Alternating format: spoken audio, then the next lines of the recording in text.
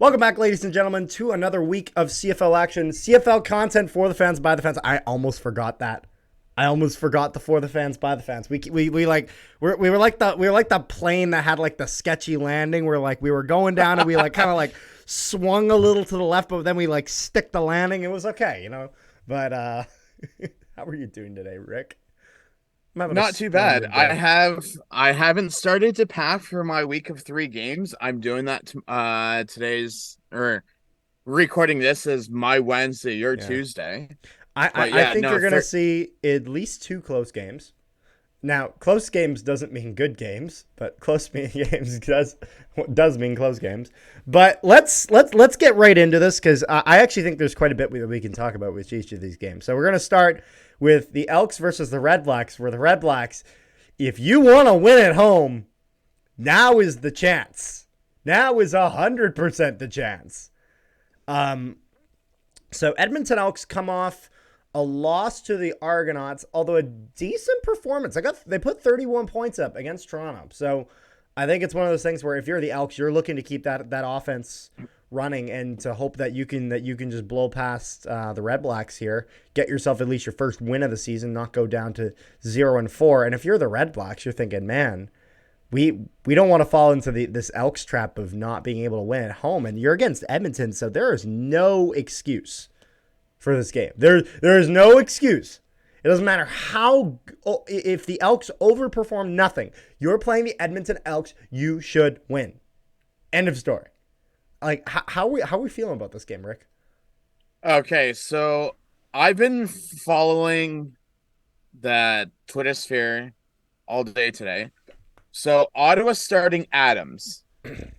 Edmonton starting that I'm not sure how to pronounce his last name, but that QB that Played last somehow week? got two that that came in for Cornelius when they benched Cornelius, and then Yes, that and somehow Cornet got a touchdown, even though one of them two was touchdowns. two touchdowns, but one of them was definitely a pick, and the Toronto guy just screwed that up. So It those are bounced off the quarterback. tip of his hands. If it bounced off the tip of your hands, it should be a pick. You know what I mean? So those are the two quarterbacks. So I mean, I don't even know where to go with this game. However, looking at the injury report, Eugene Lewis has a knee injury and did not practice today. I see. Do they have him listed as like game time decision? So today was the first practice. So they have Wednesday, Thursday, then Thursday is going to be like their decision maker. Yep. Whereas Ottawa's already practiced Monday and Tuesday, so tomorrow's like the decision maker for Ottawa. But I mean, if you don't have Eugene Lewis, It's gonna be there's difficult. some Now, and I the thing that's also worth mentioning here is that the Elks came off a pretty solid performance against the Argonauts. I think they did better than we expected. I think that's a fair thing to say. Is that a fair thing to say? Do you expect them to put up 31 points against Toronto? I didn't. so Like I'm asking here's you a my question. theory. No, I'm gonna answer your theory Okay. with Oh, kind of like more information. theory with theory. So so Ottawa in 2 weeks have not scored more than 15 points. But here's the thing as well. This is what I was also gonna say was that the Red Blacks, they didn't play last week, and that could be when you don't play for a week. It can do one of two things. You either have time to rest your guys, make sure everyone's healthy, blah blah blah blah blah, yada yada yada. Really prepare for this next game, or the fact that you're not playing, you might come out cold. You know what I mean? So I expect that the Elks will get a really good start, at least against the Red Blacks in this game. I think the Red Blacks will come out a little cold. If the Red Blacks go to win this game, they're going to win it in the second half. So here's my theory. That the question is, which Edmonton team do you get? Do you get the Edmonton team that put up a fat donut against BC? Or do you get the Edmonton team that put up 31 points on the undefeated Argos? I think you get the team that put up 31 points for the simple fact that they got so close. They got close last game. They had at least that feeling like they might be able to get it done. And I think now that you're going against the Red Blacks and this is a much weaker team, you're like, this is time to at least get a win this season and not Like, even though it's not a win at home, a win, is better than going 0-4. You know what I mean? So I think the Elks are going to view this as an opportunity. Now, are they going to put up 31 points if Eugene Lewis isn't in the lineup? Probably not. So I think the Elks are going to try to probably keep this to a lower scoring game. And I mean, the Stampeders defense wasn't excellent. And I mean, they were able to hold the Red Blacks to 15. So not too terrible. And I mean, the Alouettes, their defense is pretty run of the mill. They were able to hold the Red Blacks to 12 points. So it's one of those things where if the Elks can just play a little bit of defense, just a little bit, I actually predict that the Edmonton Elks are going to beat the Ottawa Red Blacks in week 4. Maybe a bit of a controversial take. I think. Do I think the Red Blacks can get it done? Absolutely, no question. I just think that if they're able to put up 31 points against the Argonauts, and now one thing I will say, to be fair, a big factor of this is Eugene Lewis healthy for this game? If he is healthy for this game, then I think that I'm pretty decently confident going with the Elks. If he is not, big fat question mark, because the thing is that with the Elks, I feel like I've gotten a bit of a sample size to see what they're about this season. Even though they've had some inconsistency, the inconsistency can be somewhat predictable in the sense of, okay, they have games at home, they're going to try to play a little bit better for those because they need that win. Having games on the road, not as important, but they're playing against the Red Blacks. It's their first real chance to get that win on the season. So it's one of those things where with the Red Blacks, though, we really don't have a sample size. We got 2 weeks worth, and that's it. So I'm going to go with the Elks simply because I gut feeling, But how about you? One thing before I get to my prediction, we also found out during the week that Dedmon is gone for the season. Yes, With that the is a shoulder very injury. important. I forgot to mention that. Yes, that's true. So I mean, like, That's going to hurt Ottawa. That's going to hurt them a lot. I want to say, like, that Ottawa's team's until Mazzoli comes back fully healthy. That team's like gonna Yeah, be I the don't Elks even and I don't not even know winning what the anything. situation is with that, because the thing is that Like, we sadly there's no news coming out about him. Like, we're hearing so nothing. It's crickets. so he's now up from did not practice to limited. Okay, well that's better. So he's not starting this week, but it's still that same knee injury that Marino took him out last year. So that's like, And that just shows you, for those who wonder, is it a dirty play? You fucking tell me. He's still hurt now from that play. Just brutal play on the knees. But so I have the Elks. Who do you got? I will go. I want to see this horrible Cinderella story continue, where like neither team wins at home. So everyone in the East that's not a Red Blacks fan is going to be cheering for the Elks in this one, because then if Edmonton wins, Hamilton's last place. So Ticat fans, we want Elks to win. There you go. There you go. That's fair. So you're gonna go for the Elks, because I'm asking who you think's gonna win, not who you want. Oh, I'm going with Elks either way. You going with Elks either way? That's fair. I gotta turn my guesses that because around. we have to be fair here. When we're doing these picks, it's who you think is going to win, not who you want is going to win. Now, will that influence your decision? Carter picks the Bombers every fucking week. Yes, it will, but you know what? It is what it is. But we have talked a lot about this first game, but I think there's a decent amount we can talk about this next game as well, as we have the Winnipeg Blue Bombers versus the Montreal Alouettes. So Winnipeg Blue Bombers coming fresh off a dumpster fire of a game that they had against the BC Lions. Now, here's the thing. Are the Montreal Alouettes the BC Lions? Survey says, fuck no. No, they are not. No, they are not. They've had some decent games. No. No. And you have to realize that not only are you... I think the Bombers are going to have a great bounce back game, because this Bomber team, if this Bomber team isn't pissed off right now, then, like, I don't know what will piss you off. You guys got embarrassed at home last week. The Bombers got embarrassed. I will be the first to say it. The Bombers got embarrassed. So this is where they got to punch back. If you're the Alouettes, though, They had a strong win, got 38 points last week. You're seeing that the Bombers have consistently given up 30 points per game, roughly, this season. So I think if you're the Alouettes, the key thing for you is going to be shutting down this offense. Keep your offense rolling, mainly shutting down the Bombers' offense and really limiting the power of Zach Collaros and causing problems on that offensive line. Because, like last week, Collaros got sacked 7 times. If you're the Alouettes, you're thinking, how can we blow up this O-line more than BC did already last week? Now, are they going to be able to do the same damage as the BC defense? Absolutely not. They're just not. They don't have the D-line that BC does. But if you're the Alouettes, you think you got a chance in this game, and this is kind of the repercussions of the Bombers playing so badly against the Lions. Is now you got everyone thinking like, okay, like, you know, there's something here. We could do something with this. Which, if anything, that should be motivating more to you to be like, oh, let's shut this shit down.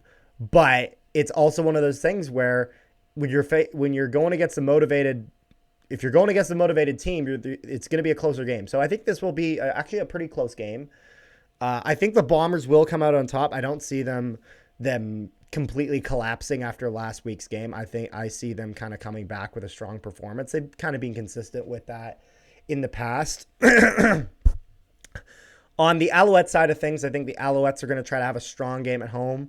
I expect that their air horns are going to come back out. We had to deal with those last year.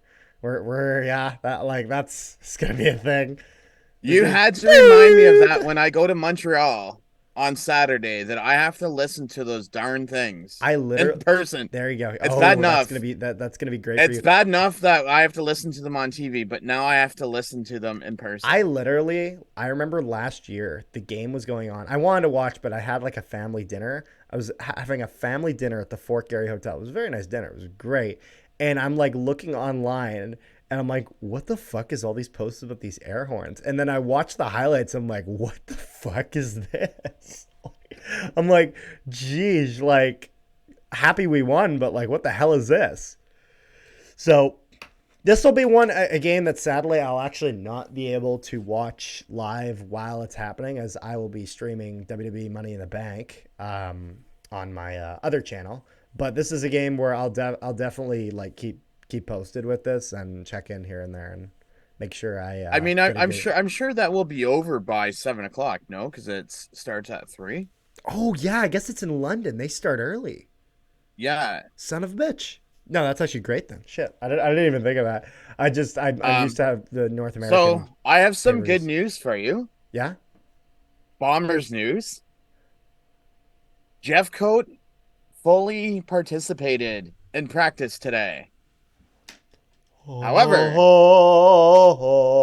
there is some down news. The down news is Dalton Schoen and Oliveira did not practice today. Yeah, well, Oliveira also didn't do practices last week, but he still played. So true. And then with Dalton Schoen, hope to see him if he's ready. If not, Dembski, Bailey, Wolotarski, Agadowski. That's still a really good 4. That's the thing. I'm not concerned when it comes to injuries with the Bombers receiving court. Now, I want to know what the fuck is happening with Kenny Lawler. Get this shit figured out. Seriously, we're now like game 4, and we have no update. They did say 3 to 4 weeks. I know they said 3 to 4 weeks, but I want an update. I want to know that it's one more game or that he's coming in on this date. You know, I want an update. Now, one thing that the Bombers are also very fortunate for is that in the USFL, the Generals released Dakota Prukop, and the Bombers were like, yes, we will take him. Because Dakota Prukop was excellent in his role with the Bombers last year. Like, just excellent. He did exactly what he was good in short yardage. And what was great about Dakota Prukop is that he has an arm that's good enough where if you want to play a fake, you can do it with Prukop. You don't have to have Collaros in there for a fake, because if you keep your starting quarterback in there when you're doing short yardage and you're the defense, you're like, they're faking this. You know what I mean? They're going to do something with this, because why would they take that risk? But if you're the Bombers, You don't need it. Dakota Prukop can make that 40-yard pass. He can. I've seen him do it, and it's just like chef's kiss. Now, sad news is that the Bombers had to release Terrell Pigram. I expect him to get picked up. He had an excellent preseason. They kept Drew Brown around. Why, I don't know, to be honest with you. But so they kept. You know what it is? It's because Pigram and Prukop are the exact same style of quarterback. And so it's one of those things where Drew Brown has, when Drew Brown is performing in the regular season, he has a better arm than Prukop.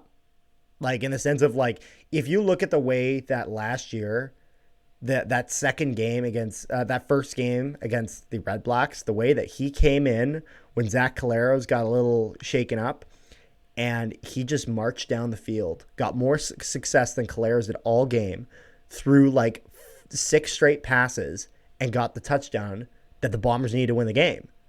And they won. And so it was one of those things where Drew Brown was able to come in clutch. And so even despite him having a little bit of a rough preseason, his actual season record is better. Because Pigram, when he came in and he played a bit in the regular season, he was okay. Had a little bit of a rough time. There were certain things working against him, but I think it's one of those things where the Bombers, they've had more of a sample size with Drew Brown. They're decently confident with Drew Brown. I still think we should have kept Pigram over Drew Brown personally, but I can understand where that decision comes from. But point is, Dakota Prukop is going to be ready for this game, so he coming in at short yardage, because I mean, like, keep in mind when Terrell Pigram was in, and we had that game against the Ticats, we were on the 1 yard line, and he couldn't get it in. We're on the 1, and he just couldn't punch it in. He had 2 or 3 chances, and he couldn't do it. Dakota Prukop would never make that mistake. Dakota Prukop would always get that ball in. He would. And that's what he did consistently. So I'm confident that the Bombers will put him in, and that he'll be excellent. So on the Alouette side of things, though, Cody Fajardo has been decent. Is Ellingson in? Like, what's the status with Ellingson? Because I haven't. Am I wrong, or have I not seen him playing? Is he still like kind of day to day? So there's nothing on the injury report that I can see. But is there anything? Let me just go pull this up. Because if I'm looking here, depth charts aren't out yet. Because if I'm looking at the injury report, so he's on the 6th game. Okay, and then Patrick Davis is out. Ellingson's on the 6th game. Oh, okay, that's why. Yeah, okay. Because if I'm looking at the Alouettes here, I see that Patrick Davis is out, so that's not great for their O-line. They got 2 linemen out. They got linebacker out, DB. So they got 2 linebackers out and a D lineman. Some of my 2 cents. Yep.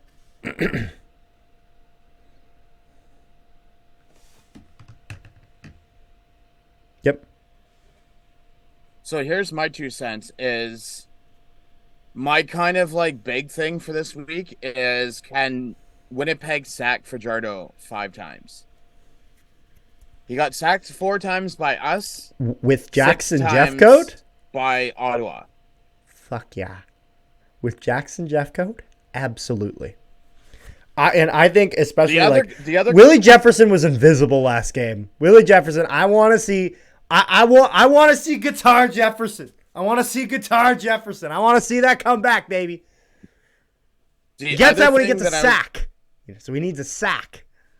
The other thing that I was going to mention was Desmond Lawrence is out with a knee injury. He did not practice today. Yep. My question is, based off of the 3 weeks that we've seen already, are we going to get good defense from Winnipeg, or are we going to get defense where Montreal scores 30-plus points? I think we're going to get decent defense, which is where I don't think the Alouettes score 30. So you're saying under 20? I'm saying either under 20 or slightly more than 20. So you're not saying like nothing over 30? I don't think they get to 30 points. No, I think the Bombers will be a bit more shut down than they have before. I don't necessarily think that they're like closing the floodgates, but like I think we're like minimizing the flood. You know what I mean? Like only a few feet, not like flood your basement and destroy your foundation. Just like minor like oh shit my Xbox is in the water type thing. You know what I mean? So Yeah. So it is what it is, but we have talked about this game for a while. We're talking about this quite a lot. Although I've honestly that's fine because actually the people we've been talking to they like the link. They like the link to these videos. So final takes. I'm going with Winnipeg because I don't want Montreal to win. Yeah, I'm going with Winnipeg because we dig ourselves Bombers, in more of a hole. I'm going with Winnipeg because fucking Bombers, baby. And if we lose to the Alouettes next week. Oh, you thought I shit on them after they lost to the Lions. 2 straight losses is unacceptable for this team. I don't give a shit who you're playing against. That is my expectation is that we will never lose 2 straight with this team, with this Bombers team. That's not acceptable. So let's go into the last game of the week. And this game is going to be a fun game. And you're going to be at this one as well. The BC Lions versus the Toronto Argonauts. And there's going to be some people who are not going to like me who I'm going to end up taking in this game, but we'll get to that. So, if we look at this, so the Argonauts are coming off of a 43-31 victory over the Elks. The BC Lions are coming off a 30-6 blowout against the best team in the league. Toronto, how do you like what do you do? Because that's the thing. So BC Lions go to the top of the CFL's power rankings. Bombers drop out for of the top spot down to number 2 for the first time in over 2 years, which if that is really saying something. But the thing is that if you seriously think because of this one loss that the Bombers are not still the team to beat, then in the sense of that you view them as now a full number 2 to the Lions, you're out of your mind. You're out of your mind. That's it was an excellent performance by the Lions, but the Lions still have stuff to prove. You know what I mean? But the thing is that if you're the Argos, man, you got a big task ahead of you. The Lions are. They are still the team to beat in a sense, and the Bombers are still the team to beat. They're both the teams to beat in the sense of Lions haven't lost the game. Bombers, in my opinion, still top of the mountain. Just saying. But Argonauts able to put up a lot of points against the Elks. Giving up 31, though, to Edmonton is concerning. Now, the thing is that I think the Toronto Argonauts are going to have some problems with this BC Lions D-line. This D-line caused so many problems for the Bombers, and I don't see the Argonauts having... They'll have more resiliency in the sense of I don't think they'll play as shit as the Bombers did last week, but they don't have as much talent in that group as the Bombers do. I'll put it this way: if we're taking the Bombers O-line or the Argos O-line, maybe take the Bombers slightly. It's not a huge difference, but I do think that the performance of the O-line will be at least a bit better, especially after seeing film of how BC was able to cause some problems to the Bombers. I think that they'll fix at least some of those problems. Question is how well is swag Chad Kelly gonna deal with all this newfound pressure that he has? Because the thing is that he's still relatively green as a quarterback. You know what I mean? So it's going to be one of those things where this is going to be a real test to him to how well Chad Kelly is going to deal with these kinds of pressure. And there's going to be a lot, win or lose, that he's going to learn from this game. So this game is very important for the Argonauts, even if they lose this game. Now, AJ Ouellette has been playing well. Harris has been playing solid. I've heard from you, Rick, I believe. I could be wrong. I just want to confirm. You were talking to me something about some locker room issues or something like that with the Argonauts the other day? Or am I wrong? No, it wasn't it was the Elks. It was the Elks. Having... I remember because you were comparing it to the Argonauts because last year with the whole Brandon Banks situation. Yeah. That's what it was. Okay, no, So my I'm my whole thing misspoke. is this is where the matchups are for me. Okay. Kelly and Adams, there's matchup one. Adams wins Mazzell is that. this yeah, like the two if you the matchup between two quarterbacks. Yeah, Adams wins Mazzell that. it's Mazzell is the second rushing highest rusher in running backs in the league. And Olet, I think Olet will do better than him. Yes, Like I I don't believe so as think well. yeah. AJ Ouellette Um has been playing pretty well, and even then, when you have Harrison, he's been playing solid because he is Andrew Harris. He is still the greatest running back in Canadian football history. the big question is, does Rhymes return this week or not? If he returns this week, if I'm Toronto, I am shitting myself. Because Because look, and this is the thing. Another thing that's scary is like the BC Lions were able to put up 30 points against the Bombers defense. The Toronto Argonauts gave up 31 points. Their defense gave up 31 points to the Elks. This is a situation where I think the BC offense has a potential to run wild on Toronto, and the BC defense has the opportunity to shut everything down that Toronto has to go. I'm not saying Toronto has no chance of winning this game. They're able to put up 43 points last week. They've been able to have a decent start. I think their defense is going to need to come up big in this game if they're going to want to walk away with the victory. I just, with how hot the Lions are after that, I think that even though the Lions, their heat will settle down a little bit in the sense of they're not going to play quite as well as they did against the Bombers, because they played exceptionally well against the Bombers. There were no cracks in that game. I think realistically, though, they won't play quite as well as that game. But I think despite that, I still am going to say that the BC Lions are going to defeat the Toronto Argonauts in Toronto. And I know that brings a smile to your soul as a Tiger Cat fan. um, I don't know because the way that I've been picking my teams, Mm-hmm. they've all gone like down the toilet. Ah, So this is like reverse this game psychology. is going to be the hardest one for me to pick because I know if I go with BC, Toronto's going to fucking win. And I know if I pick Toronto, BC's going to win.